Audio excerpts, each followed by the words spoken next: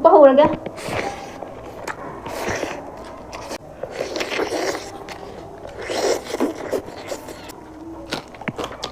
ꯑꯩꯈꯣꯏ ꯆꯦꯅꯦꯜꯕꯨ ꯌꯦꯡꯕꯤꯔꯤꯕ ꯏꯆꯤꯜ ꯏꯅꯥꯎ ꯏꯆꯦ ꯏꯆꯟ ꯃꯌꯥꯝꯕꯨ ꯃꯅꯤꯡ ꯃꯨꯛꯕꯥꯡꯒꯤ ꯆꯦꯅꯦꯜꯗ ꯇꯔꯥꯝꯅ ꯑꯣꯛꯆꯔꯤ ꯑꯁꯤꯒ ꯂꯩꯔꯦ ꯌꯦꯟ ꯊꯣꯡꯕ ꯑꯁꯤꯒ ꯃꯐꯩ ꯂꯩꯔꯦ ꯑꯁꯤꯒ ꯄꯤꯁꯁꯦ ꯈꯔ ꯆꯥꯎ ꯆꯥꯎꯅ ꯑꯗꯨꯝ ꯁꯦꯝꯃꯦ ꯒ꯭ꯔꯦꯚꯤ ꯂꯩꯔꯦ ꯑꯗꯨꯒ ꯑꯁꯤꯒꯅ ꯄꯥꯟ ꯏꯔꯣꯝꯕ ꯂꯩꯔꯦ ꯀꯣꯠꯅꯕ ꯇꯦꯡꯅꯧ ꯂꯩꯔꯦ ꯑꯁꯤꯒ ꯇꯤꯜꯍꯧ ꯂꯩꯔꯦ ꯊꯕꯤ ꯂꯩꯔꯦ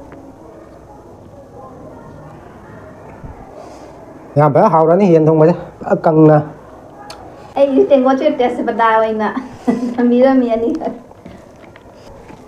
ꯌꯥꯝ ꯐꯨꯛꯄ ꯍꯧꯔꯒꯦ ꯀꯔꯝꯕ ꯂꯧꯁꯤꯅ ꯊꯕꯤ ꯌꯥꯝ ꯆꯥꯒꯦꯗ ꯍꯥꯎꯕ꯭ꯔꯥ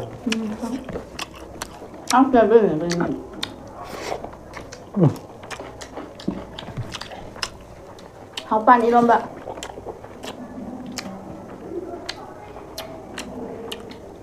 ꯃꯌꯥꯝꯁꯦ ꯃꯐꯩ ꯃꯌꯥꯝ ꯃꯐꯩ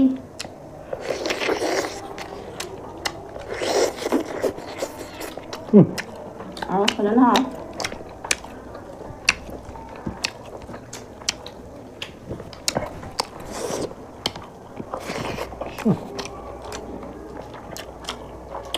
ꯑꯣꯏꯅꯝꯃꯦ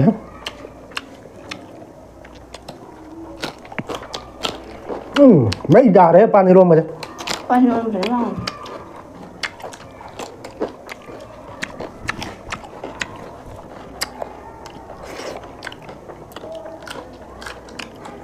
ꯑꯗꯨ ꯃꯇꯨꯡꯗ ꯆꯥꯎꯕꯅꯦ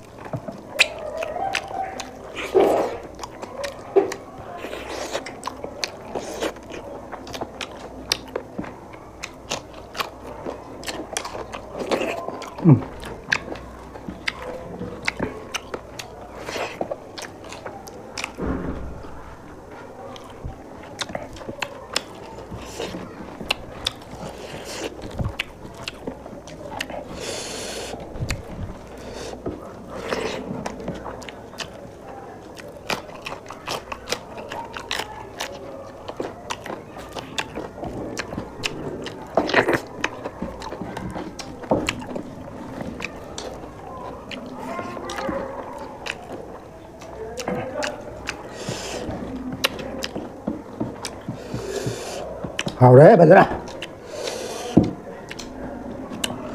ꯃꯣꯔꯣꯛꯁꯨ ꯁꯥꯔꯛꯏꯅꯦ ꯀꯔꯝꯕꯗꯩꯅꯣ ꯈꯪꯗꯦ ꯆꯞ ꯆꯥꯔꯦ ꯃꯣꯔꯣꯛꯁꯦ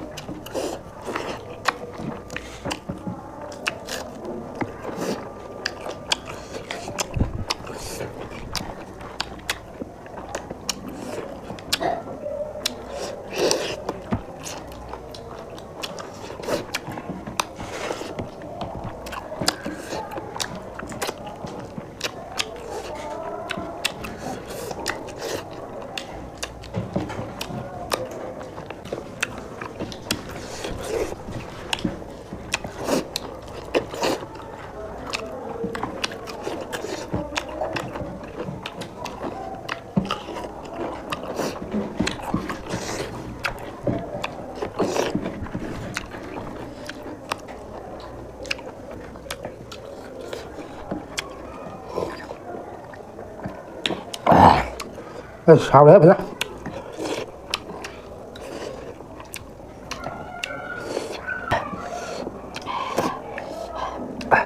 Anh đi khô phần đập bị đập ra rồi. Anh đi thì dừng cái phần đấy.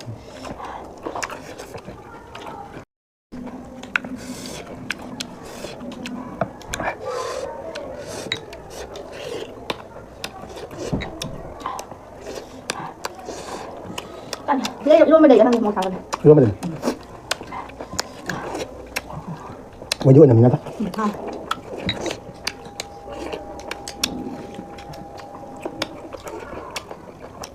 Mà tốt rồi ta này.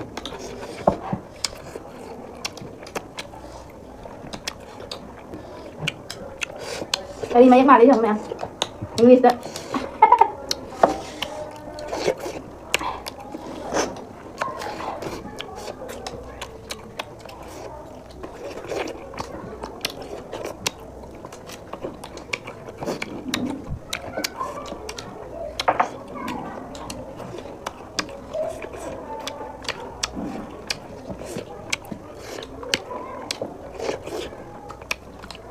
Cầm. Sao đi lanh một phút thì lại chút không thôi đấy rồi nhỉ?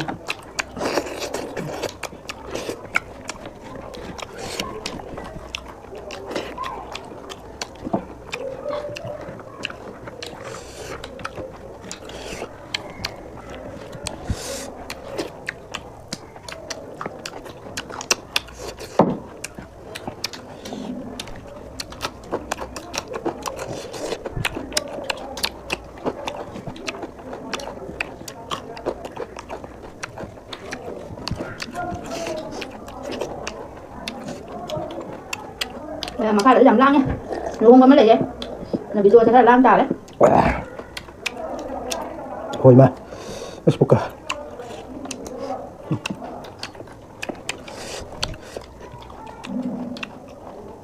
Thầm mà cái đang làm gì đây?